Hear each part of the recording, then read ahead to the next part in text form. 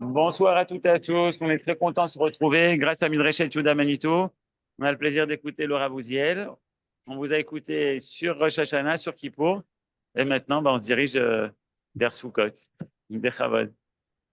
Effectivement, on va parler de Sukkot, mais pas directement de Sukkot, mais de l'atmosphère de Sukkot.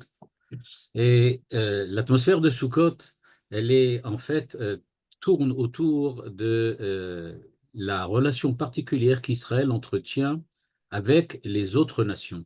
On sait aujourd'hui que les choses sont pas très très simples. On le voit bien aujourd'hui presque tous les jours dans les journaux, sur Internet, les relations avec l'ONU, les relations avec l'Europe, les relations avec les universités aux États-Unis, en Angleterre et en Europe globalement, etc., etc. On voit que c'est pas très très simple ce qui se passe entre Israël en tant que nation, Israël en tant qu'État et le reste des nations. Et c'est ce qu'on va essayer de voir ce soir. Alors évidemment, on ne va pas parler de toutes les possibilités, mais je me propose de vous présenter deux points de vue qui, à mon avis, peuvent nous donner une indication, en tout cas, sur la façon dont on doit réagir dans une situation comme celle d'aujourd'hui, dans laquelle il faut bien reconnaître que c'est loin d'être brillant. Euh, Comment doit-on réagir par rapport aux nations? Eh bien, la fête de Sukkot nous dit de manière extrêmement claire que il faut, dans la fête de Sukkot, penser et introduire les nations à l'intérieur de la fête elle-même, parce que les nations font partie de la manière, la façon dont nous devons servir Dieu du point de vue du rite, du point de vue des cérémonies, durant la fête de Sukkot. C'est pour cela notamment qu'à l'époque du temple, pardon, il y avait des sacrifices particuliers qu'on devait apporter pour les nations tous les jours. Et tout le monde connaît le midrash célèbre. Pourquoi fête-t-on la fête de Shmini Atzeret, le dernier jour, en fait, de Sukkot, qui n'est pas Sukkot, et qui est déjà une autre fête? Et le midrash nous explique que, en fait, Dieu dit à Israël, voilà, pendant 7 jours de Sukkot, on a fait une grande fête et vous étiez, vous et les nations, avec moi. C'est-à-dire que les nations étaient incluses à l'intérieur de la cérémonie de la fête de Sukkot, et maintenant je voudrais faire une fête seulement avec vous. Et c'est pour cela qu'on rajoute encore un jour, Shmini Atzeret, elle, euh, les enfants d'Israël sont en fait seuls avec Dieu. Donc ça prouve bien, ça prouve, c'est une évidence, que les nations font partie de la fête de Sukkot et ils sont avec nous durant la fête de Sukkot. Ce que je vais essayer de montrer maintenant, c'est comment interpréter cette idée, ou plutôt c'est plus qu'une idée, puisque c'est une injonction de la Torah, et comment arriver à la comprendre et comment arriver à la construire. Pour cela, je vais vous proposer deux points de vue qui, vous allez le voir, sont pas tout à fait les mêmes. C'est le point de vue du Rav Kook d'un côté et le point de vue du Rav Yonatan Zaks de l'autre, qui tous les deux ont abordé cette notion d'universalité et de particularisme. Et j'aurais pu présenter aussi la pensée de Manitou, on aurait pu aussi présenter la pensée du Rav Soloveitchik, etc., etc. C'est pas, il y a beaucoup d'autres pensées. Mais dans le cadre, disons, de la petite heure qu'on peut y consacrer, je pense qu'avec deux points de vue qui sont différents, mais qui ont certains points de rapprochement, ça nous donnera une vue d'ensemble qui peut être, en tout cas, harmonieuse. Et donc, je vais commencer par vous présenter le texte du Rav Kook, puis ensuite, on va donc regarder ce que le Rav Zaks en dit et la manière dont lui voit ces différentes idées. Alors, pour commencer, je ne pense pas qu'on ne lira pas tout le texte du Rav Kook, vous m'excuserez à l'avance, tout simplement parce que il y en a vraiment beaucoup, il est assez long. Je vais essayer de le résumer autant que possible, mais ce n'est pas évident. Et donc, dans ce texte, comme vous allez voir, le Rav Kook ne parle pas directement des nations. Il ne parle pas directement des nations. Et il parle en fait d'une Gemara, sur la Gemara de Souka. C'était un article qu'il a écrit au moment de la fête de Sukkot. Et dans cet article, donc, il a parlé on va le voir tout de suite, de l'unité d'Israël, mais au détour de son analyse de l'unité d'Israël, on va voir apparaître de manière très très nette ce qu'il pense aussi sur l'universalité du destin d'Israël. La Gemara dit la chose suivante, elle nous dit « Kol ha'ezrach be'Israël yeshvu besukot » donc tous les citoyens d'Israël doivent yeshvu basukot, doivent siéger dans des soukot. Or, il se trouve que du point de vue de la littéralité du texte, le mot soukot est écrit sans le vav, c'est-à-dire il est écrit basukat, c'est-à-dire un singulier et pas un pluriel. Et puisque c'est écrit un singulier, la Gemara dit Melamed, de là on en déduit, puisque c'est écrit au singulier et pas au pluriel, chez Kol Israël re'uyim leshev besuka achat, c'est-à-dire que tous les enfants d'Israël, re'uyim, c'est-à-dire pourraient, devraient donc siéger dans une seule et même souka. Donc il y a la notion ici d'unité, l'unité d'Israël. Et donc le Rav Kook, dans son article, va nous expliquer comment se fait-il que la souka va effectivement unifier les enfants d'Israël et de quelle façon est-il possible d'arriver à cette unité. Ce qui va nous intéresser, évidemment, vous allez le voir tout de suite, c'est que la façon dont il décrit l'unité d'Israël n'est pas uniquement valable pour Israël, mais qu'elle est valable aussi pour toutes les nations et pour l'humanité tout entière. C'est-à-dire en fait que le Rav Kook, au détour, comme je le disais tout à l'heure, de l'unité d'Israël, va nous parler de l'unité de l'humanité. Comment l'humanité peut-elle être unifiée? C'est ce qui va nous intéresser. Et il nous dit, ligne 4 maintenant, ce qui est en jaune, sur impression jaune chez vous, il nous dit qu'il y a une grande différence entre la façon dont nous saisissons la réalité quand nous avons la possibilité de le faire selon deux manières différentes, à savoir, soit par ce qu'il appelle l'imaginatif, soit ce qu'il appelle le rationnel. Et donc pour lui, nous dit-il, il y a une énorme différence entre saisir le réel d'un point de vue personnel, imaginatif.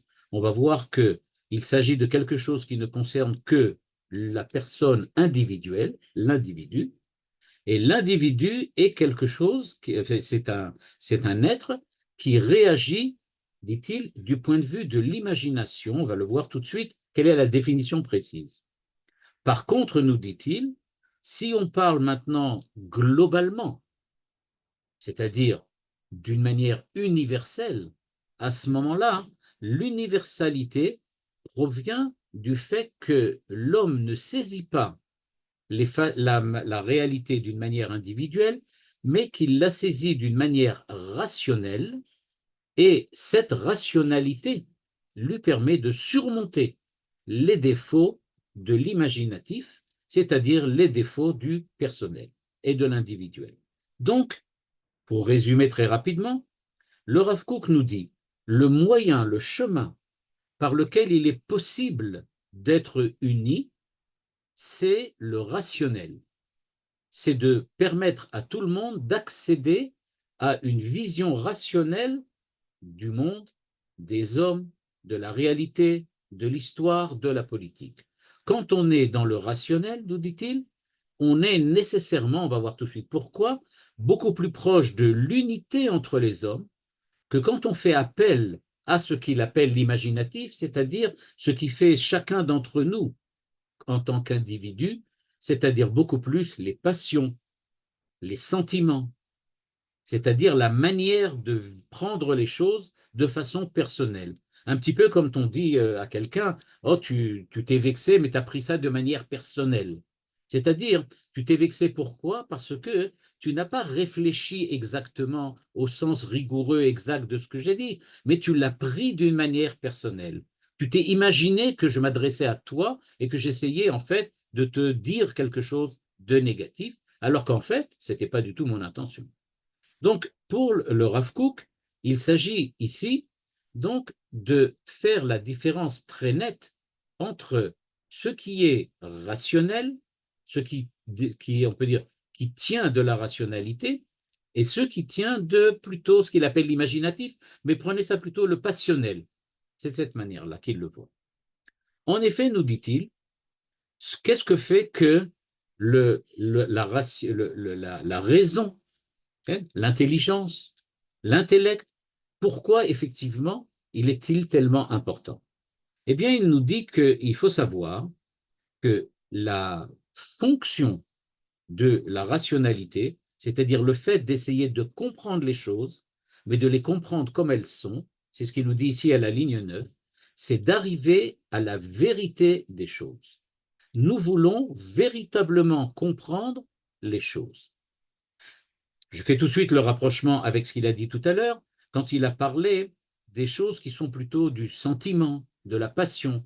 Quand on est passionné pour quelque chose, ce n'est pas la vérité qui m'intéresse, c'est la façon dont les choses me sont importantes à mes yeux ou ne sont pas importantes à mes yeux. Et donc, quand je suis vexé, ce n'est pas au niveau du rationnel, parce qu'au niveau du rationnel, je ferai une analyse qui va me permettre de comprendre que la personne n'a pas véritablement voulu me vexer, mais elle a voulu dire quelque chose. Quand je l'analyse bien de manière rationnelle, de façon intelligente, je me rends compte que ce n'était pas vraiment quelque chose qui s'adressait à moi, qui voulait me faire mal. Par contre, quand je suis passionné et que je fais et que pour moi, il est extrêmement important de réfléchir de façon non pas rationnelle, mais de façon sentimentale, mes sentiments ont été blessés par les affirmations de cette personne. Et donc, nous dit-il, quand on espère la volonté, donc on peut dire le dessein, la finalité du raisonnement, de la raison, c'est d'arriver à la vérité, c'est-à-dire de connaître les choses telles qu'elles sont. On se rend bien compte que si effectivement on veut arriver à parler, c'est pas seulement parler, mais d'arriver à un accord avec des personnes, des gens qui aujourd'hui ne nous aiment pas, c'est pas au niveau des sentiments qu'on pourra arriver à trouver un terrain d'entente, nous dit le Rav Kook. C'est uniquement sur le terrain de la raison, c'est-à-dire de la logique. Prenons un exemple, si nous devons expliquer aujourd'hui à nos ennemis que nous n'avons pas l'intention d'être leurs ennemis si eux réagissent autrement par rapport à nous, c'est bien clair que ce n'est pas en s'adressant à leurs sentiments et leurs passions, parce que leurs sentiments et leurs passions sont clairement anti-Israël, anti-juifs. Donc, ce n'est pas ça. Il faut qu'on arrive à trouver un terrain d'entente. Le terrain d'entente, on le trouvera si on parle au niveau de la raison. C'est-à-dire qu'on va prendre des diplomates, mais des diplomates intelligents, pas des diplomates passionnés, et on va essayer de leur faire comprendre de notre moyen que rationnellement, on a tous les deux des intentions qui peuvent aller en parallèle et qu'on n'est pas nécessairement des ennemis. Donc, c'est ce qu'on va essayer de faire, nous dit le Rav Kook. Par contre, nous dit-il à la ligne 10, si on en est au niveau des sentiments, des affects, c'est-à-dire qu'on est là au niveau des vexations, des vengeances et d'autres passions de ce style-là, eh bien là, à ce moment-là, l'idée, on peut dire entre parenthèses que ce n'est pas une idée, mais en fait, la manière d'être d'être passionné, d'être vengeur ou d'être haineux, c'est quelque chose qui ne peut pas raisonner, qui ne peut pas réagir autrement que de manière instinctive pratiquement. Et donc, c'est ce qu'il appelle l'imaginatif. En tant que personne, je m'imagine ce que l'autre veut dire. Et à partir de là, je réagis. C'est pas que j'essaye de comprendre la vérité. J'imagine. Je pense que c'est certainement qu'il fait telle et telle chose. C'est d'ailleurs très, très intéressant quand on voit dans les sondages ou bien dans les interviews de personnes qui aujourd'hui expriment leur haine pour Israël, on a très, très souvent l'impression qu'ils parlent de quelque chose qui n'existe pas. Ils ne parlent pas d'Israël. Ils parlent d'un produit de leur imagination. Ils ont imaginé quelque chose qu'ils haïssent. Ils ont imaginé qu'Israël a tous les défauts qu'ils haïssent. Et donc, ils nous détestent parce que on représente à leurs yeux l'objet de leur haine. Et donc, c'est comme ça qu'ils en arrivent là. Ça ne veut pas dire que ça va être facile de les convaincre de faire autrement. En tout cas, nous dit le Rav Kook, l'énorme défaut de l'imagination, c'est-à-dire de la passion, c'est qu'elle nous enferme dans notre individualité. Elle nous enferme dans une solitude absolue. En effet, nous dit le Rav Kook, à partir du moment où tu vis seulement au niveau de tes sentiments, les sentiments que tu as, ce sont les tiens et uniquement les tiens. Tu ne les partages avec personne. Quand quelqu'un dit « je déteste Israël » et qu'un autre dit « je déteste Israël », généralement, ce n'est pas pour les mêmes raisons, mais ce n'est pas non plus pour des raisons. C'est un sentiment qu'ils ont. Et ce sentiment est le leur. C'est personnel. Et donc, personne ne peut s'unir pour haïr Israël ou personne ne peut s'unir pour aimer Israël. On n'en est pas là. C'est pour ça, nous dit le Rav Kook, que ça ne marche pas. Ceux qui s'unissent aujourd'hui pour haïr Israël, ça veut dire qu'ils agissent ensemble, mais ils ne sont pas unis. Chacun, il a d'autres moyens. Si on regarde aujourd'hui Jean-Luc Mélenchon en France, eh bien, Jean-Luc Mélenchon est antisémite pour des raisons électorales. C'est ça qui le pousse à faire ce qu'il fait. Il n'a pas d'autre but que d'arriver au second tour des élections. Et donc, pour cela, il va pouvoir dire toutes les horreurs qu'il est en train de dire maintenant. Et encore une fois, ça n'exclut pas qu'il soit antisémite. Mais en tout cas, c'est certainement pas le même antisémitisme que celui je ne sais pas moi, d'un musulman dans une banlieue de Paris ou celui d'un Américain dans une université aux États-Unis qui, pour les mêmes raisons, dira les mêmes choses, mais certainement pas avec le même sentiment. Et donc, nous dit le Rav Kook, ce qui se passe, c'est qu'il n'y a pas de véritable unité, d'unification entre les hommes quand on reste au niveau des sentiments. Si vous allez dans une manifestation, vous pouvez être un demi-million, même plus, 1 million entier, mais aucun d'entre vous pense comme les autres. C'est comme ça. Parce que tout est au niveau de l'individuel et du sentiment et de la passion. On manifeste parce qu'on veut exprimer sa passion. Si on voulait exprimer sa raison, nous dit le Rav Kook, on n'irait pas dans une manifestation. On essaierait de parler avec la personne d'en face, évidemment si elle est d'accord de parler avec nous. En tout cas, nous dit le Rav Kook, ligne 14, la seule façon de pouvoir, en tout cas, entamer un processus d'unité entre les hommes, ça va être si on quitte le niveau de la personne, du personnel, de l'individuel, et qu'on essaye de passer à quelque chose de plus général, de plus global.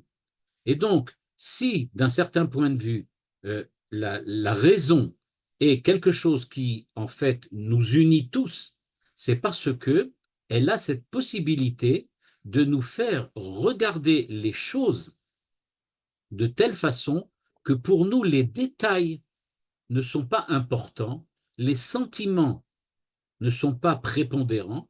Ce que nous essayons de faire, c'est de comprendre comment les détails peuvent être vus d'une manière globale, d'une manière générale. C'est ce que la raison essaye de faire. Et donc la raison va essayer de dire, ok, tu as tel sentiment, moi j'ai un autre sentiment, ok, ça on ne sera jamais d'accord. Chacun sent les choses d'une manière différente. De la même façon, je suppose que vous le savez déjà, que tous ici présents, nous voyons les couleurs de manière différente. C'est-à-dire ce que vous appelez le bleu et ce que j'appelle le bleu, ce n'est pas nécessairement exactement la même chose. Chacun a une manière de voir les choses qui est différente, une coloration, un chromatisme personnel dans la façon que nous avons de réagir et de voir les choses. Par contre, quand on est au niveau de la raison, nous dit le Rav Kook, eh bien là, on peut commencer à entamer un processus d'unité et d'unification parce que la clarté que la raison, que l'intellect demande à l'homme, c'est celle de la vérité, et qu'à partir du moment où nous sommes capables de voir véritablement ce qu'il y a, alors on verra vraiment la même chose. Parce que, maintenant c'est vrai aussi pour les couleurs, quand je vous dis que l'armoire qui est derrière moi est brune, certains la voient plutôt jaune, d'autres la voient plutôt orange, ça ne change pas. Mais en fin de compte, on peut se mettre d'accord que c'est quelque chose qui tourne au niveau du beige, brun, etc., etc. Parce que on fait travailler ici la raison, l'intellect, qui lui voit les choses de manière globale et générale, et à ce moment-là, on est capable de passer sur les détails et les petites différences qu'il y a, ou les grandes différences qu'il y a entre les individus, pour essayer de s'unir autour d'une seule et même idée. Et là, c'est véritablement une idée, ce n'est pas un sentiment. Nous dit le Rav Kook, le malheur, et là c'est vrai, encore une fois, comme vous le voyez, je fais juste une petite parenthèse, comme vous le voyez, ça n'a aucun rapport, le Rav Kook qui parle ici maintenant, spécialement avec Israël qui doit s'unir dans la soukha. On est en train de parler de l'unité globalement, généralement, des hommes, et c'est ce que fait le Rav Kook. Quand il écrit par exemple à la ligne 18 que tous les grands malheurs qui frappent les hommes viennent précisément du fait que les hommes se laissent aller aux sentiments, aux passions, aux affections, ce qu'il a appelé l'imaginatif. Donc il nous dit, en fait, c'est les hommes globalement, ce n'est pas spécialement Israël. Donc l'universel, d'une certaine façon, c'est-à-dire ce qui doit nous unir, ce qui doit être un et unique pour nous tous, ça ne peut pas être au niveau de ce qui nous fait des individus. Nous sommes des individus par nos passions, nous sommes des individus par nos sentiments. C'est pas ça qui pourra jamais nous unir. Si l'on doit chercher un terrain d'entente entre tous les individus, on va donc le trouver au niveau de la manière de raisonner, au niveau de la vérité. Et c'est donc là qu'on va pouvoir véritablement s'entendre. D'ailleurs, quand vous entendez par exemple un débat entre des intellectuels français aujourd'hui, quoique c'est un peu compliqué parce qu'aujourd'hui tous les intellectuels français, s'ils apparaissent dans des débats publics, c'est qu'en général, ils pensent plus ou moins la même chose. C'est un peu triste, mais c'est ce qui se passe aujourd'hui. En effet, vous pourrez regarder sur YouTube, vous pourrez regarder à la télévision, ceux qui ont la télévision, vous pourrez voir que quand il y a un débat d'intellectuels, en général, ils pensent plus ou moins la même chose. C'est rare de trouver qu'ils ne pensent pas la même chose. Et sinon, ils se laissent aller aux passions. C'est-à-dire, ils ne discutent plus sur la vérité des choses, mais ils discutent sur la manière dont ils réagissent par rapport aux choses. Et en général, les tons montent très rapidement. En tout cas, nous dit-il, il y a ce véritable problème que si on veut être unis, il faut nécessairement quitter le terrain des sentiments et des passions, le terrain de la, j'aurais pu dire, de l'individualité, et essayer de s'approcher du terrain d'entente universelle qui est celui de la raison, de la vérité. C'est sur le plan de la vérité qu'on peut s'entendre avec tout le monde.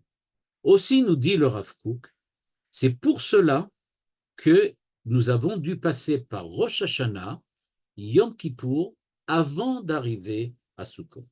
En effet, nous dit-il, une fois que l'homme s'est repenti, après Rosh Hashanah, après Yom Kippour, que s'est-il passé en fait durant Rosh Hashanah et Yom Kippour?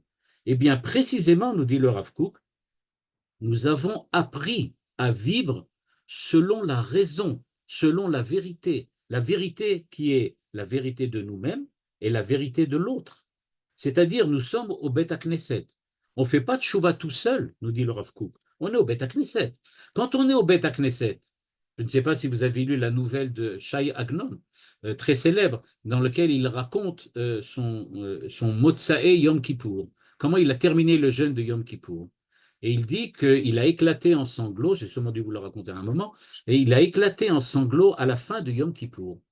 Tout à fait à la fin. Après la Neila, quand on avait déjà sonné le chauffard, et que les gens ont même fini déjà Arvit, il éclate en sanglots, et quand on lui demande pourquoi, il a répondu « Jusqu'à présent, j'étais entouré par des anges, et maintenant je vois que ce ne sont que des hommes. » Il dit « Jusqu'à présent, ils priaient, ils pleuraient devant Dieu. » C'est-à-dire qu'ils avaient compris quelle était la vérité de l'existence humaine. Ils avaient compris durant Rosh Hashanah et Yom Kippour que ce qui fait véritablement la force et la réalité de l'homme, c'est d'être face à Dieu, de se repentir sur ses fautes, de revenir à Dieu. Mais une fois que la tfila est terminée, bah, tous commencent à parler, le Chazan du Moussaf était pourri, et l'autre là-bas, pourquoi il a eu une Aliyah et que moi j'en ai pas eu, et puis regarde celui-là, il a donné tant et tant pour avoir la mitzvah, et moi il a pas, etc., etc., etc. Il a dit des anges qui étaient là sont redevenus des hommes. Le Rav Kook nous dirait des hommes de raison et de vérité sont devenus des hommes de passion et de sentiment. On est tombé, encore une fois, dans le travers des passions.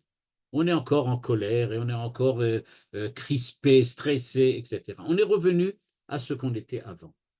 Et donc, nous dit le Rav Kook, on est passé par Yom Kippour.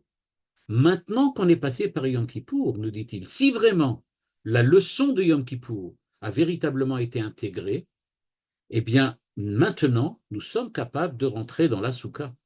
Pourquoi?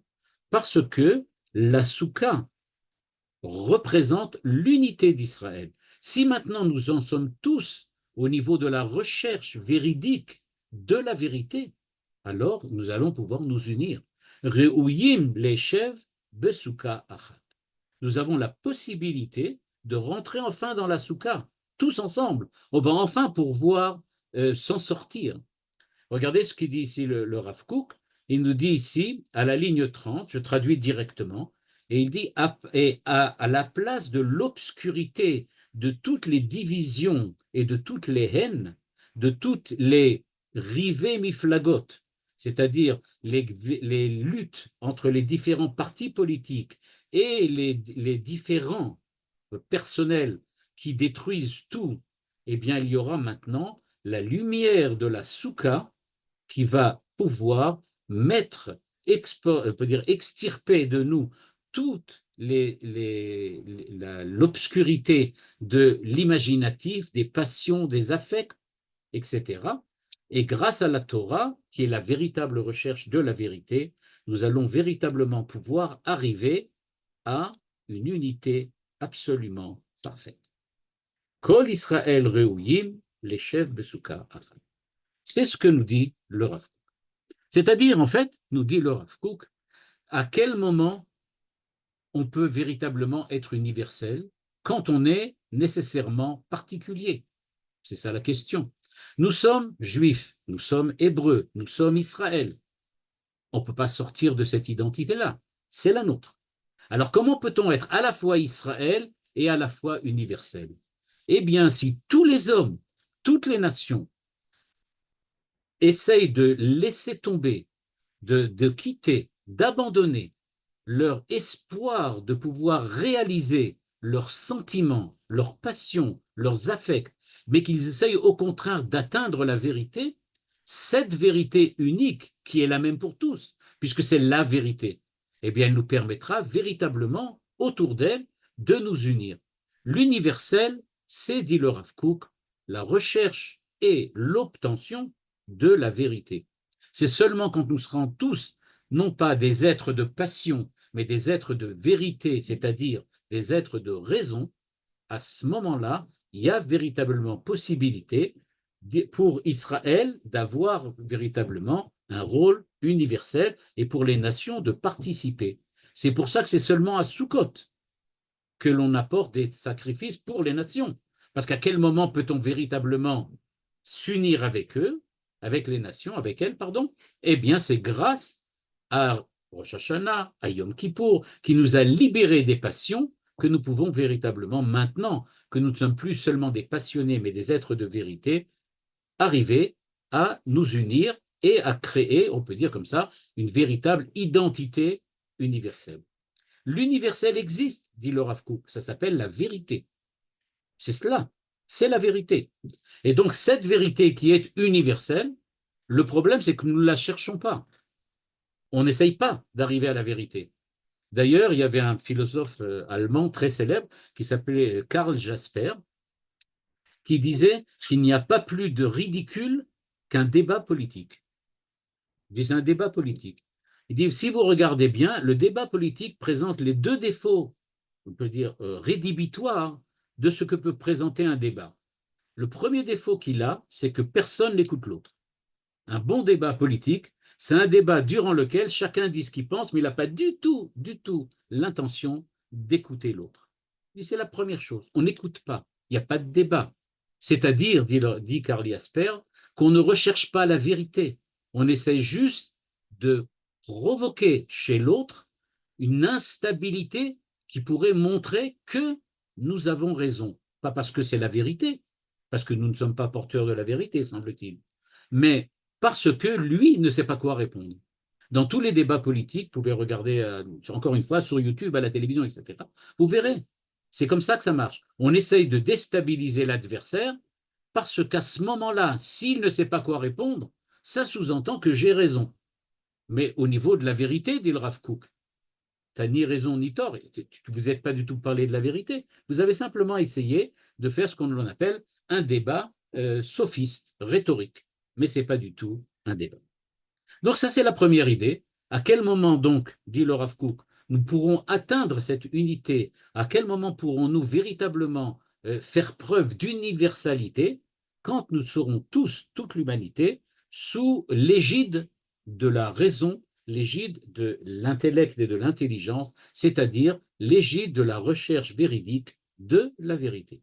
À ce moment-là, on pourra parler avec les autres.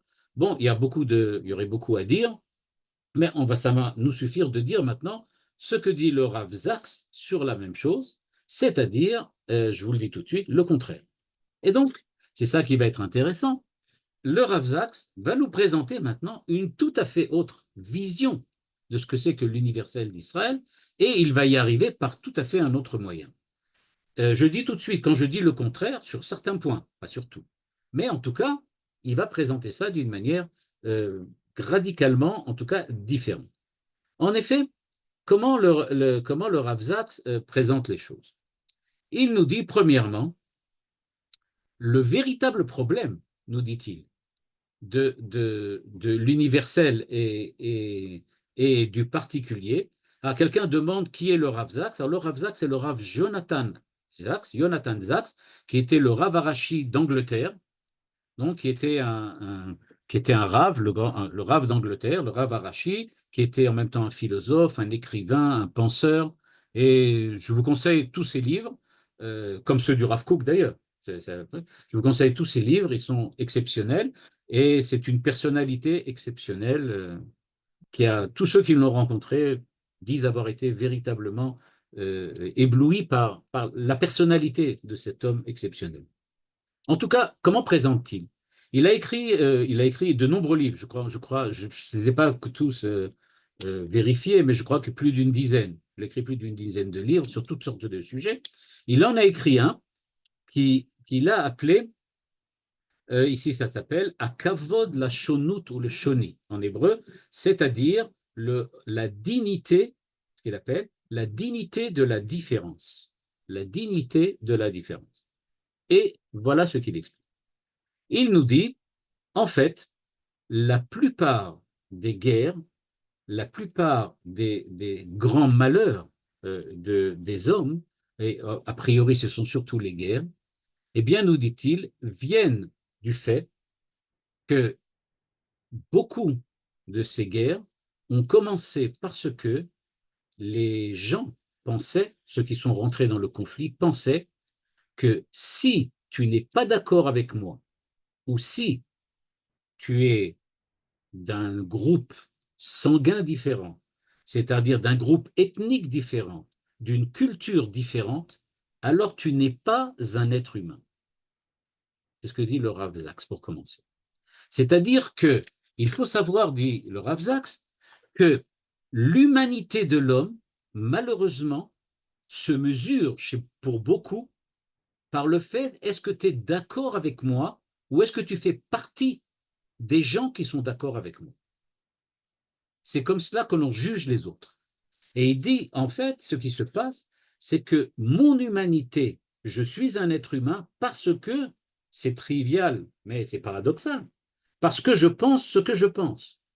Puisque je pense ce que je pense et que j'ai évidemment raison, donc mon humanité est définie par ce que je sais, ce que je pense, ce que je dis. Si tu n'es pas d'accord avec moi, ça veut dire que tu n'es pas vraiment un être humain. Et donc, hey, j'ai besoin de rentrer en conflit avec toi parce que tu as besoin d'être rétabli. Je dois te rétablir dans la vérité. Par exemple, dit-il, aujourd'hui, c'est paradoxalement, il dit ça apparaît notamment sur tous les terrains de sport. Je ne sais pas si vous avez vu ça, mais j'avais déjà entendu cette idée-là, pas seulement chez le Rav Zaks, je l'avais vu aussi chez le Rav Yoel Binoun, qui nous avait dit une fois, regardez les réactions des supporters dans un stade. Et vous allez voir qu'on a véritablement l'impression que c'est une guerre qui est en train de se produire sur le terrain, une vraie guerre. Et on est là, les Anglais contre les Allemands, Tottenham contre, je ne sais pas, Real de Madrid, etc. On est vraiment dans une espèce de guerre.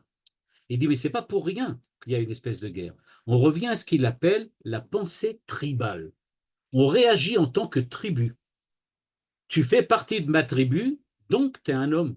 Parce que ma tribu, c'est les hommes. Les autres, c'est les tribus ennemies. C'est ceux qui ne sont pas vraiment des hommes. Eux, on est en guerre contre eux tout le temps.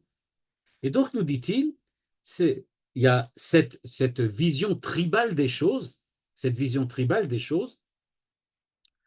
Quelqu'un dit on est loin de Pierre de Coubertin. Bah oui, évidemment.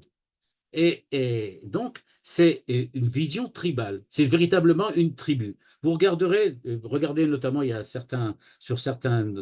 quand on montre les violences sur les terrains de sport, vous allez voir qu'est-ce que ça veut dire, comment les gens réagissent, et les violences avant les matchs et après les matchs, quand les gens sortent du stade.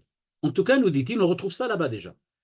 Mais il nous dit aussi maintenant, c'est qu'il faut faire attention. Si d'un côté, il y a cette espèce d'aspect tribal de la société, dans lequel chacun est avec sa tribu, vous savez, je ne veux pas dire des choses qui peuvent vexer, parce que bon, ça apporte pas grand-chose de le dire, mais malheureusement, en Israël, on est un petit peu dans cette optique tribale, un petit peu comme ça, hein. Je ne sais pas si vous le remarquez, mais il y a des bâtés Knesset par tribu, en général, hein. Alors, il y a les tribus des Ashkenazim, la tribu des Sfaradim, il y a les tribus des Chassidim, il y a les tribus des autres. On est tous un petit peu comme ça, avec une vision un peu tribale.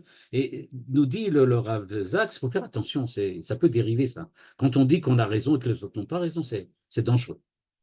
En tout cas, nous dit-il, en général, on met en opposition, d'une part, j'aurais pu dire la pensée, si c'est une pensée, mais c'est plutôt le sentiment tribal. Là, on rejoint le Rav Kook. C'est le sentiment de faire partie d'une tribu, le fait de se sentir partie d'un groupuscule, enfin d'un groupe très grand. Et donc, cette manière-là de voir les choses a pour antithèse l'universalisme.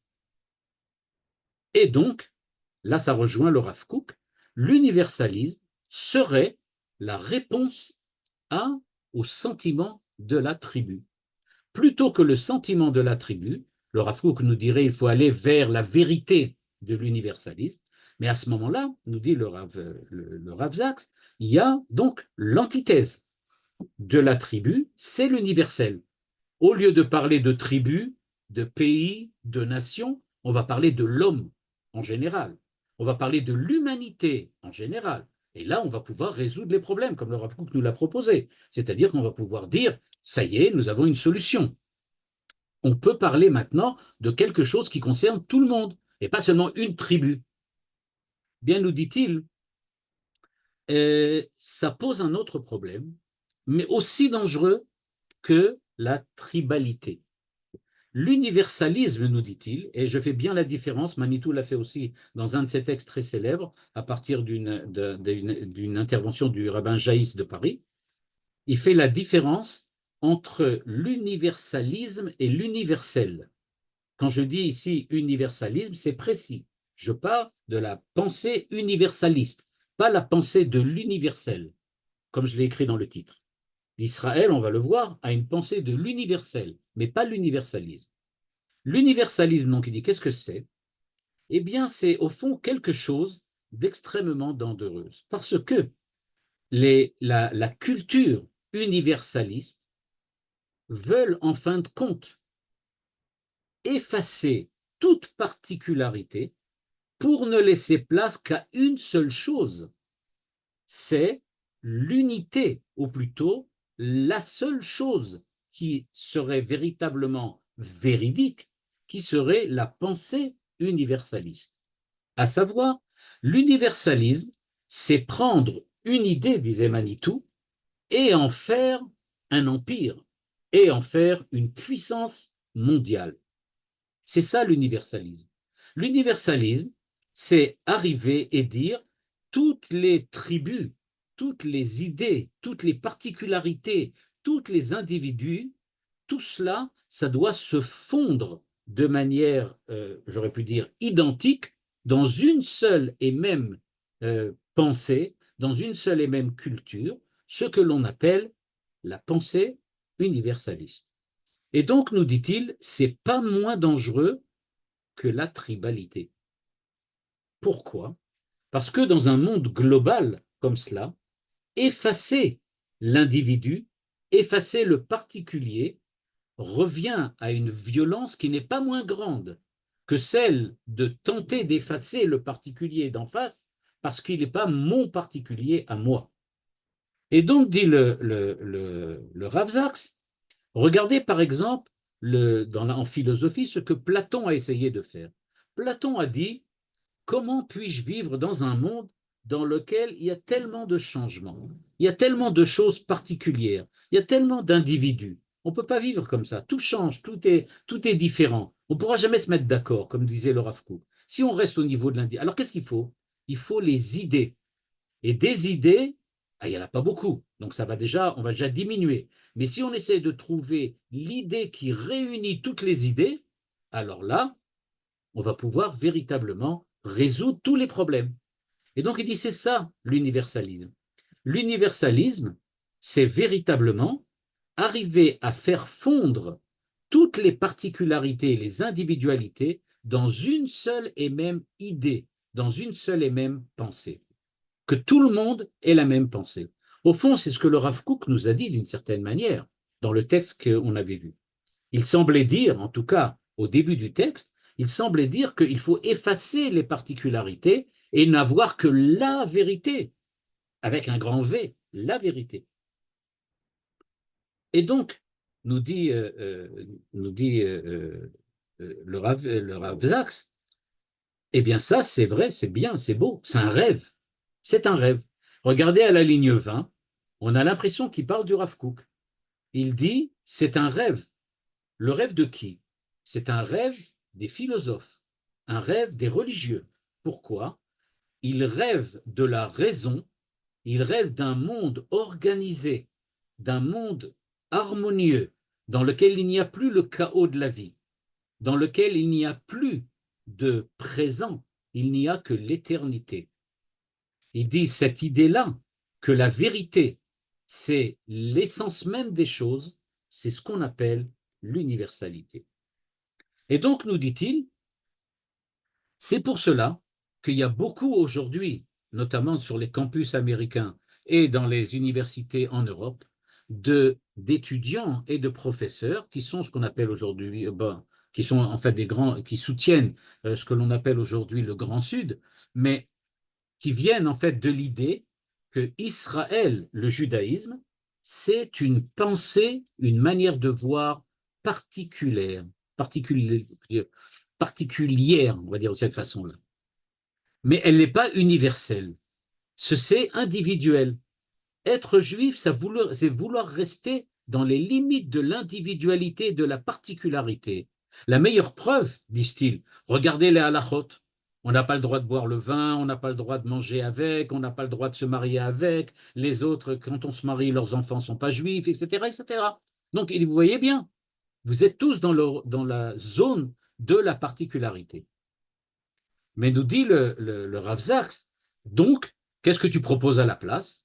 Eh bien, cet intellectuel français ou américain nous propose l'universalité, c'est-à-dire quelque chose qui est, un peu comme le disait le Rav Kook, on va voir tout de suite que c'est différent, un peu comme le disait le Rav Kook, c'est quelque chose qui est de l'unité de pensée. On doit tous penser la même chose. Si on ne pense pas tous la même chose, ça veut dire que tu dois être un peu tordu. Parce que nous, on a réfléchi, on est arrivé à la conclusion que telle et telle chose, c'est vrai, et c'est pour ça que toi, tu dois être un petit peu tordu. Il se trouve, par exemple, si vous avez l'occasion de regarder un interview de Gilles Kepel, par exemple, sur YouTube. Vous verrez, c'est un monsieur qui a enseigné les sciences politiques, etc., à Sciences Po et ailleurs. Il raconte comment il a été mis dehors parce qu'il n'avait pas suivi la pensée globale, générale, le mainstream aujourd'hui des universités françaises et l'université de Sciences Po. Il a dit, il a été mis dehors. Il a dit, moi, je ne suis pas ce qu'on appelle aujourd'hui woke, c'est-à-dire Grand Sud. Et il dit, c'est pour cela qu'on m'a mis dehors. On m'a dit gentiment, tu ne penses pas comme nous, va dehors. Et donc, c'est cela, l'universalité. L'universalité, c'est que tout le monde doit penser la même chose. Si tu ne penses pas la même chose, c'est que tu dois être un petit peu bizarre. Et donc, l'universel, nous dit-il, c'est donc la vérité. Il reprend les mêmes termes que le Rav Kook. Et il dit, c'est donc la vérité, quelque chose qui est vrai pour tous les hommes à toutes les époques. Et nous dit-il, si c'était comme cela, il faut faire très attention parce que cet universalisme est extrêmement dangereux. On en fait aujourd'hui, évidemment, les frais avec ce qui se passe autour de la guerre de Simchat Torah. En effet, dit-il, il y a dans le Tanakh l'histoire d'Abraham, d'Yitzhak et de Yaakov. À partir de là, il y a l'histoire d'Israël. Il y a la sortie d'Abraham de Ur-Kasdim, de Aram Naharaim, et il y a évidemment la sortie des enfants d'Israël d'Égypte. Tout cela, on connaît, et après ça, ils sont montés en Israël, ils ont construit le temple, etc., etc., etc. Mais, dit le Rav Zaks, est-ce que vous avez oublié que le particularisme qui semble être tellement présent dans la Torah n'est pas le début de la Torah? Le début de la Torah, dit le Rav Zaks, ce n'est pas le particularisme, c'est Adam Arishon, c'est Noach, c'est la tour de Babel qui nous raconte des événements extrêmement importants. Manitou mettait le doigt sans arrêt sur l'importance de l'histoire de la tour de Babel pour comprendre aujourd'hui les nations et le rapport et la relation d'Israël aux nations. Bien, le Rav Zak en fait de même, et lui aussi dit, regardez bien, Adam, Chava, Caïn, Evel, Noach, le déluge, etc., c'est l'humanité globalement. Tout a commencé par l'humanité, c'est-à-dire par ce qu'on appelle l'universel, pas l'universalisme. L'universalisme, c'est l'idéologie qui dit qu'on doit tous penser la même chose, qu'on doit avoir une pensée unique. Et dit non, c'est l'universel. Et donc, nous dit-il, qu'est-ce qui s'est véritablement passé? Il donne une interprétation un peu différente, mais pas complètement, que celle de Manitou, quand il dit que, en fait, ce qui s'est passé à la tour de Babel, c'était la tentative de la première civilisation universaliste. C'est-à-dire, la situation de Babel de l'époque, la civilisation, pardon, de Babel de l'époque, avait décidé Safa Achat Vedvarim Achadim. Ça, c'est pas comme Manitou. Mais l'idée derrière ressemble beaucoup à celle de Manitou. À savoir, il y a un impérialisme véridique qui a poussé véritablement sur les plates-bandes de l'universalité. Au lieu d'être universel, et on va voir quelle est la définition de l'universalité, au lieu d'être universel, on est devenu universaliste. C'est-à-dire que, comme le disait Manitou, Nimrod, dans la tour de Babel, avait décidé que l'idéologie de Babel, son idéologie, serait à partir de dorénavant l'idéologie de l'ensemble de l'humanité. C'est ça l'universalisme. Et puisque vous n'êtes pas d'accord pour accepter cette idéologie, eh bien, on vous zigouille, ou bien on vous rend esclave. Mais en tout cas, nous dit-il, c'est ce que nous raconte la Torah. Et donc, nous dit-il, qu'est-ce que c'est que l'histoire d'Abraham? Qu'est-ce que c'est que l'histoire qui a suivi la tour de Babel? Eh bien, nous dit-il, c'est ce qu'il appelle à la ligne 7 un monothéisme particulariste, on va dire de cette façon-là. À savoir, nous avons foi, dit-il, en un Dieu unique, en un créateur unique, mais ça ne veut pas dire qu'il n'y a pas de place pour les particularités. Il y a un Dieu unique qui a créé un monde multiple, avec des hommes et des cultures multiples. Il n'y a pas un monde qui va rester unique comme Dieu unique, mais c'est un monde créé par un Dieu unique parce que le Dieu d'Israël est bien évidemment le Dieu de l'humanité. Mais ça ne veut pas dire que toute l'humanité doit devenir Israël. Chaque, je veux dire, groupe humain à l'intérieur de l'humanité a eu sa position, sa place au soleil et a le droit et le devoir de continuer à faire perdurer sa particularité et sa manière d'être. Ce n'est pas quelque chose qui doit être absorbé dans une universalité. C'est pour ça, nous dit-il, et ici c'est à la ligne 10 et à la ligne 11, il nous dit, Dieu qui a créé l'humanité après avoir fait une alliance avec l'humanité au temps de Noir, on avait vu avec l'histoire après ça du déluge, eh bien, nous dit-il, en fait, il va donner aux nations les Sheva Mitzvot Bene Noach, dont on va parler tout de suite, et à Israël des mitzvot, mais ce n'est pas parce que tout le monde doit accomplir les mitzvot ou que personne ne doit accomplir les mitzvot Bene Noach. Non. Tout le monde a le droit et le devoir de faire perdurer sa particularité dans le cadre d'une union des particuliers sous l'égide d'un Dieu un et unique. Vous voyez la différence avec le Rav Kook. Le Rav Kook insiste sur le fait que l'on doit s'unifier complètement par la vérité, par une unité qui est une unité de pensée. Le Rav Zaks dit non, on n'est pas unifié par une unité de pensée, on est unifié par un Dieu créateur qui veut des particuliers. D'ailleurs, Dieu n'a pas créé l'homme avec un grand H, il n'a pas créé la société avec un grand S, ou je ne sais pas, ou les Nations Unies avec un grand N. Il a créé des nations, des hommes et des sociétés. C'est-à-dire qu'il a créé des individus et des particuliers. Alors, comment expliquer ce que dit le Rav Kook? Eh bien, dit le Rav Zaks, sans faire allusion directement au Rav Kook, il nous dit, eh bien, le Rav Kook a entièrement raison, tant qu'il s'agit de la science, c'est-à-dire de ce qui découle de la logique, effectivement, la vérité peut être un point d'union, peut être un trait d'union entre les hommes, au niveau scientifique. J'aurais pu dire, le langage scientifique, Manitou en parlait aussi souvent quand il disait que le langage des nations, c'est les mathématiques. Le langage scientifique, c'est un langage qui parle à toutes les nations. Aucune différence entre elles. Quelle que soit l'idéologie, les équations sont les mêmes équations, les intégrales et les dérivées sont les mêmes. Alors, où se situent les différences?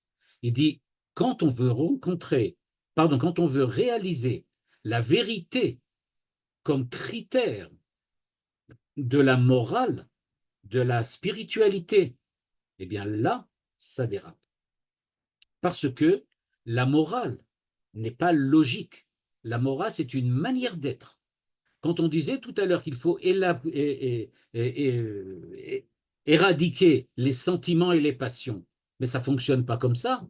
Il faut avoir pitié de quelqu'un. Pitié, c'est avoir un sentiment. Il faut haïr le mal. Ben, haïr, c'est un sentiment. Si on est simplement des gens qui fonctionnent selon la raison, c'est-à-dire selon l'intellect et selon la rationalité, alors on ne haït pas le mal, on va lui trouver des excuses. Et on n'aimera pas non plus le bien parce qu'on trouvera des défauts, etc., etc. Et donc, nous dit-il, les Sheva Mitzvot Bene Noach, c'est précisément ce qui permet à l'humanité en tant qu'humanité de pouvoir rester de Tselem Elohim. On est tous créés par Tselem Elohim.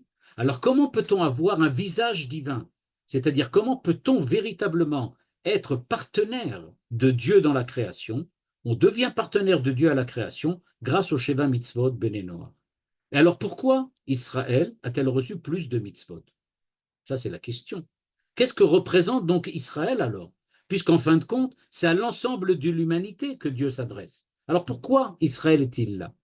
En fait, nous dit-il, Israël représente l'alternative est la lutte contre l'impérialisme et le totalitarisme, le fondamentalisme, c'est-à-dire tout ce qui essaye d'effacer l'humanité de l'homme, d'effacer les particularités de l'homme et le mettre en fait, de le sacrifier sur l'autel de l'universalisme. Il nous dit, c'est pour cela qu'Abraham est sorti de chez Nimrod. Il est parti de chez Nimrod. Il est sorti de là-bas, c'est de là qu'il est venu, parce qu'il est effectivement la réaction contre la culture, on peut dire universaliste, qui demande d'effacer, d'éradiquer tous ceux qui ne pensent pas comme toi, mais au contraire, Ravram est venu pour créer quelque chose qui est pas pluraliste, mais qui soutient les particularités quand elles sont effectivement des particularités non agressives et non dangereuses. Il donne par exemple l'exemple de Avimelech. Quand quand Abraham rencontre Avimelech, eh bien Abraham ne s'adresse pas à Avimelech en lui disant « T'es un Oved Avodazara, l'air part d'ici, je ne veux pas te voir, t'es un truc, etc. » Il dit il y a quelque chose, on peut parler ensemble, on a quelque chose à dire. Tu présentes une autre manière d'être, mais c'est d'accord, ça c'est possible. Il n'y a pas qu'une seule façon d'être. Et donc, dit le Rav Zaks dans une très très belle phrase, il dit « La foi d'Israël exprime l'unité de Dieu et la pluralité des hommes. À la fois l'unité de Dieu et la pluralité des hommes. Chaque homme a la possibilité de pouvoir véritablement s'exprimer. Si véritablement, encore une fois, il le fait de façon correcte. On ne parle pas évidemment de quelqu'un qui serait dangereux, comme le Hamas ou le Hezbollah, qui, quand ils expriment quelque chose, ils expriment une haine de destruction qui n'a strictement rien à voir avec l'humanité de l'homme. Et donc, nous dit-il, chaque nation, en fait, a une particularité qui est la sienne. Chaque nation a quelque chose à dire et chaque nation a une possibilité de s'approcher vers Dieu. Et la manière dont la nation, ce n'est pas seulement un pays au sens politique du terme, mais un groupe humain, chaque fois qu'un groupe humain se présente devant Dieu, il a une place devant Dieu, parce que Dieu lui laisse cette place et lui donne cette place tant qu'il est effectivement face à Dieu et qu'il ne cherche pas à écraser les autres en imposant sa propre vision des choses, qui est la sienne et qui est tout à fait légitime. Pour terminer, je voudrais juste lire la dernière phrase que dit ici le Rav Zaks en hébreu. Il dit en fait la pluralité que nous avons ici dans ce monde, elle est en fait, son origine provient de l'unité divine. Et là, il rejoint le Rav Kook. Il dit la vérité suprême dont la Torah est le témoin, c'est que en fait, tout le monde est Betselem Elohim. Et ceux qui sont différents de moi, d'un point de vue culturel, d'un point de vue de leur foi, en fait, lui aussi, il est Betselem Elohim. C'est pour cela qu'on peut légitimer les différences entre les hommes. Et donc, nous dit-il, plus tard, quand le Mashiach viendra, il n'est pas du tout sûr que tout le monde va se convertir au judaïsme, mais au fond, chacun viendra face à Dieu de sa propre manière. Donc, pour résumer, on a vu deux possibilités qui sont évidemment différentes, mais qui, en fin de compte, on peut trouver des points de rapprochement. Le Rav Kook nous dit, c'est seulement si véritablement on trouve un point commun profond entre les hommes qu'on pourra véritablement créer un universel parfait. Ce point commun ne peut se trouver qu'au niveau de la raison, c'est-à-dire du fait que l'homme abandonne ce qui fait de lui un être particulier et qu'il décide de devenir global, général. Au lieu d'être Monsieur Shmuel, il va devenir un homme, globalement. Le Rav Zaks dit au contraire, non, l'unité ne se fera jamais par l'effacement du particulier et de la particularité, mais au contraire par l'élaboration des particuliers. L'unité, c'est retrouver chaque particulier à l'intérieur d'une union possible des particuliers. Mais il ne faut pas effacer le particulier. Au contraire, il faut lui donner sa chance parce que c'est une manière d'exprimer le particulier. Il existe encore d'autres possibilités que je n'aborderai pas ce soir, mais pour ceux qui sont intéressés, demain matin dans le Café Date à Yerushalayim, je dois donner là-bas une conférence sur le même thème, et là-bas j'aborderai encore d'autres possibilités qui vont peut-être faire le pont entre ces deux possibilités-là. Voilà. Merci beaucoup, Rabouziel. Café Date, c'est en hébreu à Jérusalem, pour ceux qui veulent Oui, c'est Café Date, c'est en hébreu, inviter. c'est à Jérusalem, Ouais. je ne me rappelle plus, à Yad Ben Tzvi. Centre-ville. Ça se passe à Yad Ben Tzvi demain matin. Ah, ok, super.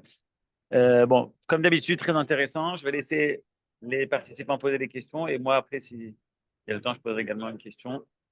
Voilà, vous pouvez ouvrir vos micros pour poser vos questions.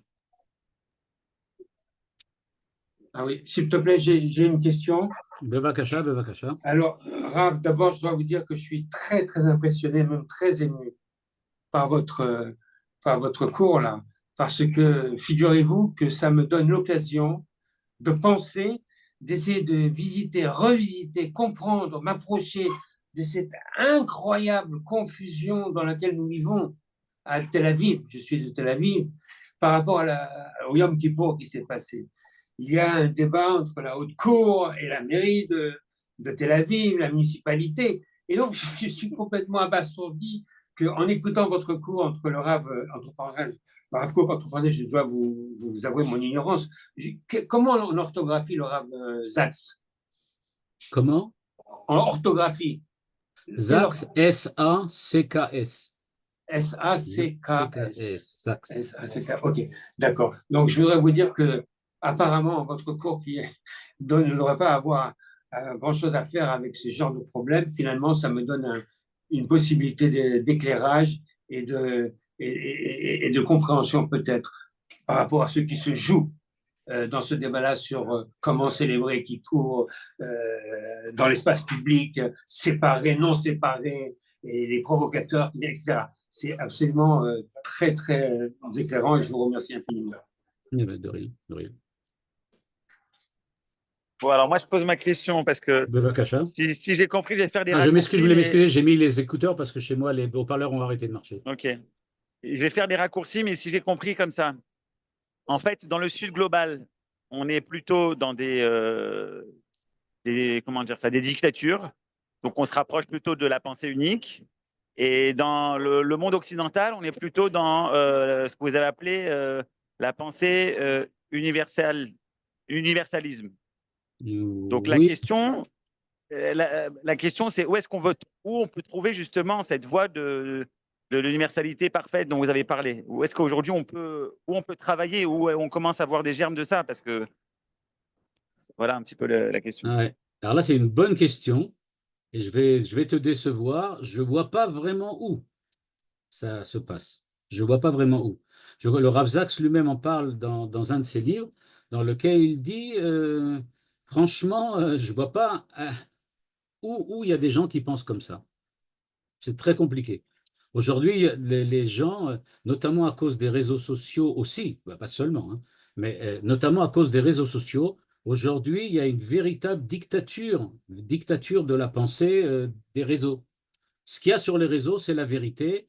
Il y a des gens qui, par exemple, j'ai vu dernièrement dans un des journaux qui disait que 40% des musulmans en Europe et aux États-Unis sont persuadés que le Hamas n'a jamais tué ou violé durant le 7 octobre.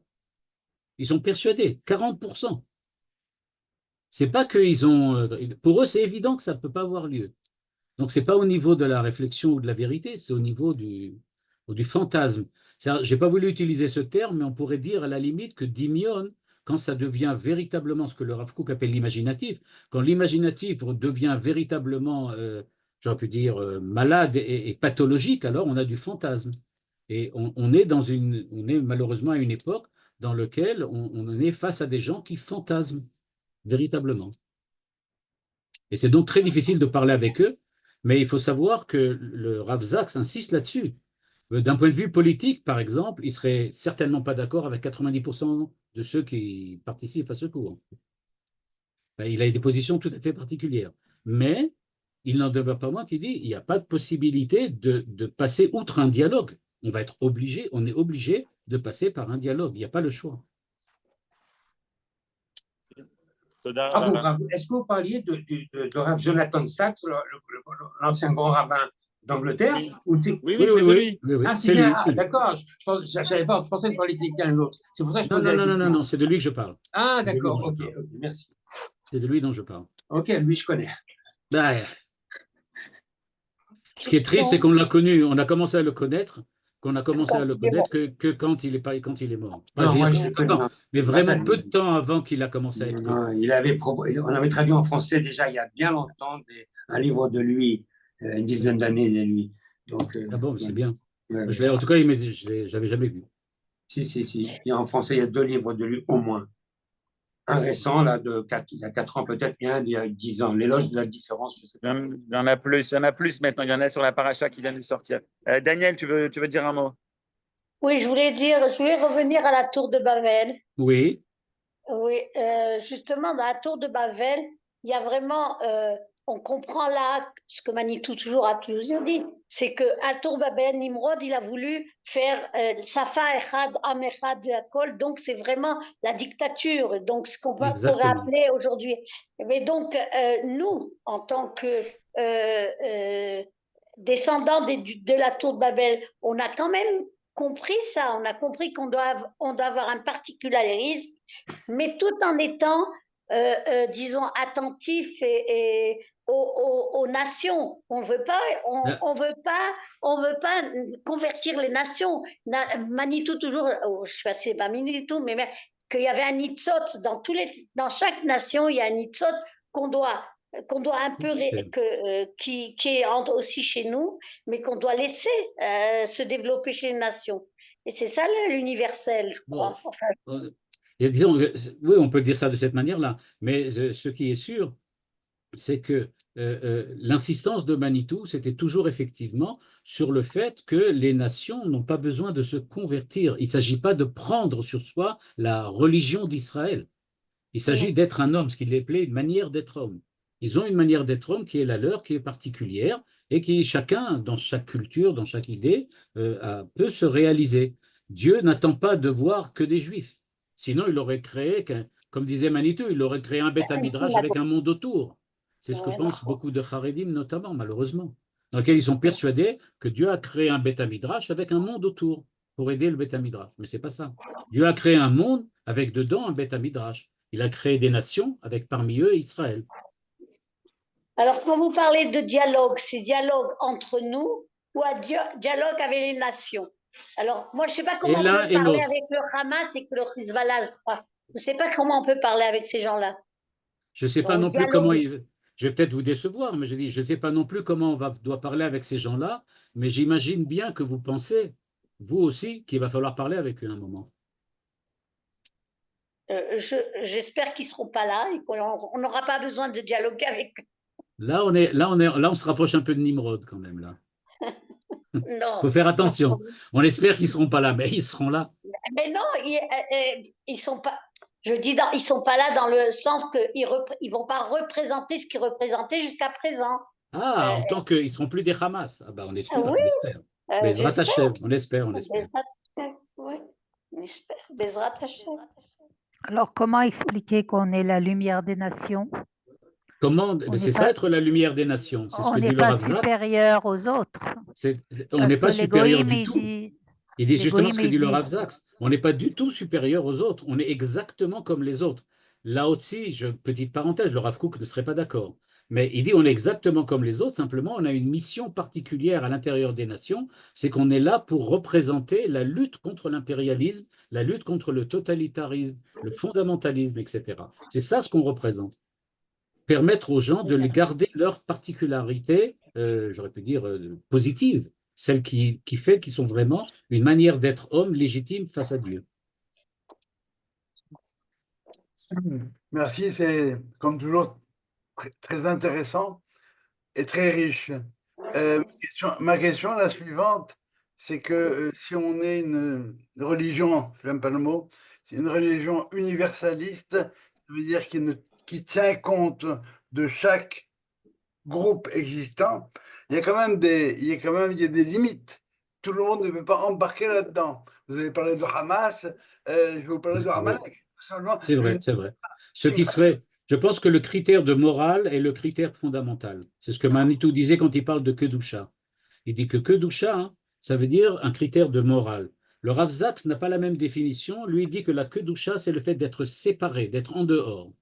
Maintenant, juste parce que maintenant l'idée m'est venue, est-ce que vous savez, le universel ou universaliste en français, on comprend ce que ça veut dire, ce qui concerne tout ce qui est l'univers ensemble, etc.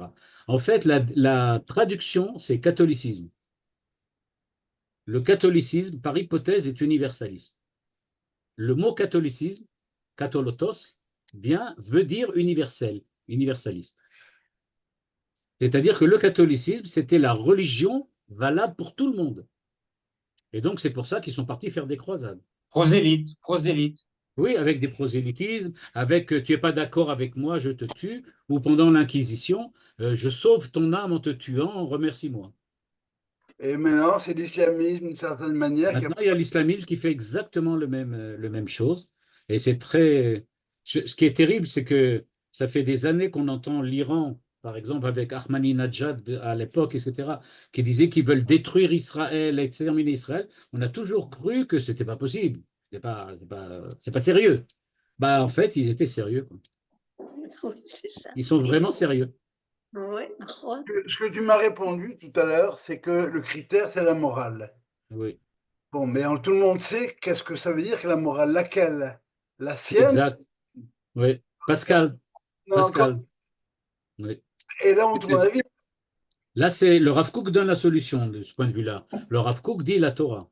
La Torah, c'est ça qui te dit exactement la morale globale, générale, qui peut être appliquée à tout le monde. Alors maintenant, si des autres ont d'autres morales, il faut vérifier qu'elles soient compatibles. Mais de ce point de vue-là, hein, la Torah, ça reste quand même le critère, pas de vérité, mais de moralité. À définir. Et c'est vrai aussi. Ça, c'est La ce que meilleure fait. preuve, c'est une boutade, mais elle est vraie, elle est quand même véridique. C'est que la meilleure preuve, c'est que le Rav Kook et le Rav Zak, qui sont tous les deux des juifs parfaits, et ils ne sont pas d'accord. En tout cas, pas sur tout. Mais ils ne sont pas de la même génération quand même. Hein. Ça peut être- Non, ils ont une différence. Le Rav Zak est né en 1948, il est décédé en Oui, 2020. Et ouais, le Rav Kook est né en 1965 et il est mort en 1935. ouais. 1865-1935. Ils ne sont pas très loin, mais bon, ils ne sont pas Oui, exactement. mais peut-être que ça dit quand même quelque chose sur la différence Oui, ce que ça d'approche. dit, c'est que le Rav Kook était certainement influencé par la pensée de l'idéalisme kantien, l'idéalisme hegelien, pour qui la raison était quelque chose d'extrêmement important et fondamental. Alors que le Rav Zak, c'est beaucoup plus proche de Rosenzweig, de Kierkegaard, de Sartre, c'est-à-dire de gens qui pensent en termes d'individus et de pensée individualiste. La blague qui va avec ça, bien sûr, pourquoi pas, c'est la fille qui explique à sa mère qu'elle a suivi un cours de catéchisme. Et la mère, elle n'est pas contente du tout. Elle dit, écoute-moi bien, hein, nous, on a un seul Dieu, mais on n'y croit pas. Et c'est un peu ça. Exactement. Baruch Hashem, en Israël, on y croit beaucoup. Plus de 80% des gens, Ah ils oui. sont croyants en Israël. Donc, Ouais. oui, absolument. Bon, Hachem. Non, je sais il y a des gens qui disent que maintenant il y a un renouveau comme ça, il y a un renouveau religieux à la suite de la guerre. Je ne suis pas sûr que ça soit un véritable renouveau religieux. Dans les statistiques, ça apparaît pas encore. On ne voit pas encore apparaître véritablement quelque chose de ce point de vue-là. Mais ce qu'il y a, c'est qu'il y a une sympathie, une sympathie pour la pensée religieuse, mais pas au sens de faire la Torah et les mitzvot, mais au sens de comprendre qu'il y a une dimension religieuse qui est fondamentale dans la vie politique et dans la vie sociale. Morale. La morale, exactement. D'être Et moral. ça me rappelle ce que le Rav Kook, il écrit justement dans Mamre Raya. Il dit que ça va recommencer par Kvod Adat, c'est-à-dire recomprendre que c'est pas un truc pour les vieux, mais qu'il y a quelque chose, il y a un respect, il y a quelque chose d'intéressant à voir là-bas. Exactement.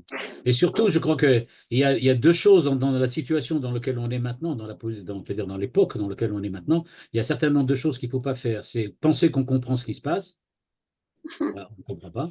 Ça, c'est la première chose. Et deuxièmement, tenter d'expliquer aux autres pourquoi ça se passe, comment ça se passe. C'est aussi la deuxième chose qu'il faut faire attention. Je crois que vous connaissez certainement une blague que j'avais une fois racontée, je crois, qui disait qu'il y avait 3 philosophes qui ont discuté pour savoir quelle était la meilleure manière de diriger le monde. Et un a dit, moi je crois qu'au lieu de laisser la Chine et la Russie, l'émergence comme ça de la Chine et de la Russie, il vaut mieux renforcer l'Europe et les États-Unis. L'autre qui lui dit au contraire, l'Europe et les États-Unis c'est complètement dépassé grâce à les nouvelles idées qui vont venir de la Russie et de la Chine, ça marchera mieux. Et le troisième qui dit, ben, moi, si j'étais Dieu, je ferais exactement ce qu'il y a maintenant, sauf que je comprendrais pourquoi je le fais. C'est-à-dire que notre problème, c'est qu'on ne comprend pas pourquoi ça marche comme ça. Mais il y a quand même comme disait André Nair, il y a quelque chose de poétique au fait qu'on ne comprenne pas. Moi, je me demandais si, en fait, en ce moment, on ne respecte plus l'humain, en fait. Cette partie universelle, c'est d'abord de mettre l'humain au centre de tout et de le respecter. C'est-à-dire les échelles de valeur, elles sont chacun avec sa morale ou chacun avec son idée, mais de respecter l'autre, quoi. Et à ce Ouais. moment-là, si on respecte l'autre, on peut discuter, on peut Mais échanger. Bon, c'est maintenant, il faut que véritablement, l'autre. ce que vous dites, ça me rappelle un interview de Edoui Plenel. Vous savez qui c'est Edoui Plenel? Mediapart, Oui, Oui, c'est ça. en France, Ouais, oui. c'est ça. Qui oui. est anti-sioniste, anti-israélien, anti-tout, pro-palestinien à fond, etc., Exactement. etc. Oui. L'opposé de tout ce que tout le monde ici pense. Et donc, une fois, il lui a demandé que pour lui, il nous avait dit une fois dans un interview que la seule chose qui l'intéresse, c'est l'humain. Ouais, tu parles. C'est comme ça qu'il se définit. Et c'est pour Ouais. ça qu'il a organisé un débat sur le conflit israélo-palestinien, dans lequel c'est lui qui représentait Israël face à 2 représentants, un des Palestiniens et l'autre des Arabes, convention des pays arabes. C'est lui qui a représenté Israël. Donc c'est pour ça, l'humain l'intéresse. Je crois qu'il y a du fantasme, comme je disais. Alors c'est terrible parce que vous connaissez certainement l'histoire de Rav Nachman de Breslav qui raconte qu'il y avait une fois un Rav qui a découvert qu'il y a le monde entier allait devenir fou. Parce que tout le monde connaît cette blague. Enfin, c'est pas une blague, c'est une histoire que le Rav Nachman de Breslav raconte. Et donc il dit à son disciple, tout le monde va devenir fou maintenant. Voilà, c'est la réalité. Alors le disciple lui dit, mais ça ne va pas, il faut faire quelque chose, on ne peut rien faire. C'est une maladie. Maintenant, il y a un virus, tout le monde va devenir fou. Alors, Disciple. l'élève lui dit, le disciple lui dit, ben, c'est très facile. Nous, on sait que tout le monde va devenir fou. Donc, nous, on va rester sain d'esprit. Et donc, en tant que saint d'esprit, on pourra à chaque fois savoir comment réagir et faire. Eux, ils sont fous, ils font n'importe quoi, mais nous, on saura faire. Et à ce moment-là, le Rav lui dit, mais tu comprends pas. À partir du moment où tout le monde sera fou, sauf nous, c'est nous les fous. C'est nous les fous. Alors il dit, alors qu'est-ce qu'on peut faire? Alors il a dit, on va se faire un signe sur le front. On va se faire une croix sur le front. Chaque fois qu'on va se voir, on va se rappeler qu'on n'est pas fou comme eux. Mais on se comporte comme eux. Donc c'est très difficile d'être différent dans une époque comme ça. Ouais, c'est sûr. Non, c'est surtout de ne pas pouvoir discuter, quoi. Exact. Il n'y a plus de Exact. référence, quoi. Quand il n'y a pas de référence, même les minimums, c'est pour ça que je disais la référence de l'humain, quoi. Et donc à ce Oui, moment-là, on ne peut pas discuter, donc on ne peut pas défendre ni la raison, ni la passion. Enfin, j'ai entendu, je sais pas, j'ai entendu aujourd'hui Michel Onfray à qui on a demandé qu'est-ce qu'il pensait du fait que le CRIF, les représentants du CRIF là-bas ont hué Michel Barnier quand il a parlé de Macron. Il a parlé de Macron au moment d'une cérémonie pour le 7 octobre. Et ouais. à ce moment-là, les gens ont hué, ont crié sur lui pour dire que leur désaccord après ce que Macron vient de faire maintenant, plusieurs fois, il n'arrête pas d'insister, il faut désarmer Israël, en fait, c'est ce qu'il veut, quoi, etc. Et ils ont demandé à Michel Onfray ce qu'il en pensait. Il a répondu, mais ils ont tout à fait raison. La situation, elle est tellement simple. Il dit, je ne comprends même pas à quoi pense Macron. Il dit, c'est très simple. On veut détruire Israël. Alors tu choisis, ou tu es dans le camp d'Israël et tu protèges Israël, ou tu es contre et tu veux le détruire. Alors il dit, qu'est-ce que tu veux? Il dit, je ne sais pas ce que Macron pense, où il en est arrivé.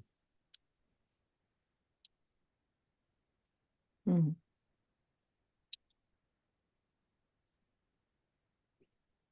Merci beaucoup, Rav. Kol Tov, Merci, merci. Rotovot, Chag Sameach. Rotovot, Chag Sameach.